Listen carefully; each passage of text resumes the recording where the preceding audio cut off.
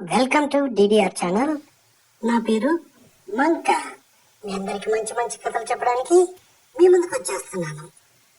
వారంలో కనీసం ఒక్కరోజైనా సరే ఒక్క కథ అయినా మీకు చెప్తాను. సో పిల్లలందరూ కథ వినడానికి సిద్ధంగా ఉన్నారా? అయితే వినేద్దాం రండి. అది శ్రీకృష్ణదేవరాయలు ఆస్థానం. వారం రోజుల క్రితం ఊరికి వెళ్ళినటువంటి తెనాలి రామకృష్ణుడు అప్పుడే సభా ప్రాంగణంలోకి అడుగుపెట్టాడు. అక్కడ ఉన్న మంత్రులు, పండితులు అందరూ కంగారుగా ఉన్నారు. ఏంటయ్యా విషయమని విచారిస్తే అక్కడికి వచ్చినటువంటి ఒక మహాపండితుడు వాళ్ళకు ఒక ఛాలెంజ్ విసిరాడు. మీ రాజ్యంలోని ఎవరైనా సరే ఒక కథ చెప్పాలి, అయితే దానికి అంతం అంటూ ఉండకూడదు. ఎవరైనా సరే మీ రాజ్యంలో అలాంటి కథ చెప్తే మీ రాజ్యంలో తెలియగల వారు ఉన్నారని నేను అంగీకరిస్తాను, లేకపోతే మీ రాజు తన కిరీటాన్ని నా పాదాల దగ్గర ఉంచాలి అని గర్వంగా చెప్పాడు. దానితో గత 5 రోజులుగా పండితులు ఏవేవో కథలు చెప్పడం ప్రయత్నం చేశారు. మహాభారతము, రామాయణము ఏవేవో సరే 2 రోజుల్లో ముగిసిపోతున్నాయి. ఇక పండితులందరూ ఓటమిని ఒప్పుకోవడానికి సిద్ధంగా ఉన్నారు. ఈ విషయం తెలుసుకున్న వెంటనే తెనాలి రామకృష్ణుడు ఆ పండితుడితోటి, మహాశయ నాకు ఒక అవకాశం ఇప్పించండి, మీకు కథ చెప్పే ప్రయత్నం చేస్తాను అని అనగా అతను ప్రయత్నించండి అన్నాడు. వెంటనే తెనాలి రామకృష్ణుడు ఈ విధంగా స్టార్ట్ చేశాడు.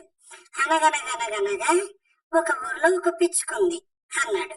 అనగానే అక్కడ ఉన్న పండితులందరూ, అయ్యో ఏంటి తెనాలి రామకృష్ణుడు ఏదో పెద్ద పురాణమో మహాభారతమో ఏదో మనకు తెలియని విషయం చెప్తాడు అనుకుంటే పిచ్చుక గురించి చెప్తున్నాడేంటి, ఇక ఆయన ఓడిపోయినట్టే అనుకుంటూ వినసాగారు.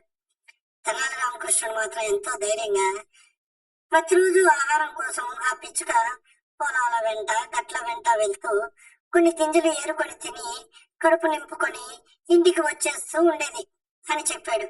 అప్పుడు మహాపండితుడు, మరి కరువు వస్తే అన్నాడు. అవునండి, అదే చెప్పబోతున్నాను.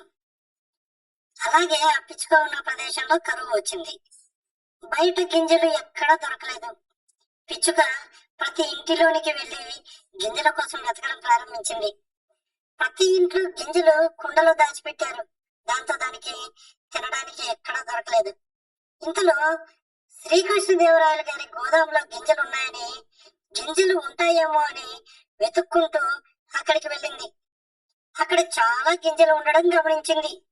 సంతోషంగా ఎగురుకుంటూ ఆ గింజలను బుజ్జ నిండా తిని బుజ్జిగా తిని బర్రన తన ఇంటికి వెళ్ళి బజ్జుకుంది. తర్వాత రోజు ఉదయాన్నే లేచి తుర్రున వెళ్ళి అక్కడ గింజలు తిని బర్రున ఇంటికి వచ్చేది. తర్వాత రోజు కూడా తుర్రున వెళ్ళి బర్రున వచ్చింది. తర్వాత రోజు కూడా తుర్రున వెళ్ళి బర్రున వచ్చింది. తుర్రున వెళ్ళి బర్రున వచ్చింది. తుర్రున వెళ్ళి బర్రున వచ్చింది అని ఇలా చెప్పుకుంటూ పోయాడు. మహాపండితుడికి కోపం వచ్చి, మరి ఆ పిచ్చుక చనిపోదా అని అడిగాడు.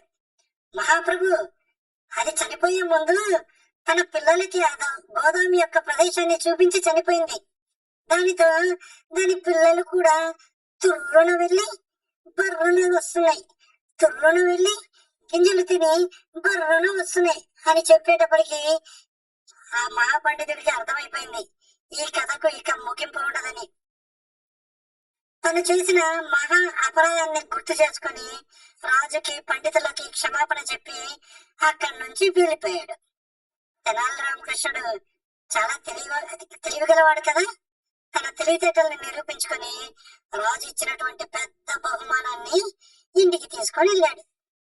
కథ బాగుందా? మీకు నచ్చిందా? నచ్చితే లైక్ చేయండి, సబ్స్క్రైబ్ చేయండి, మీ స్నేహితులకి షేర్ చేయండి. Thanks for watching. God bless you. Signing off, మంక.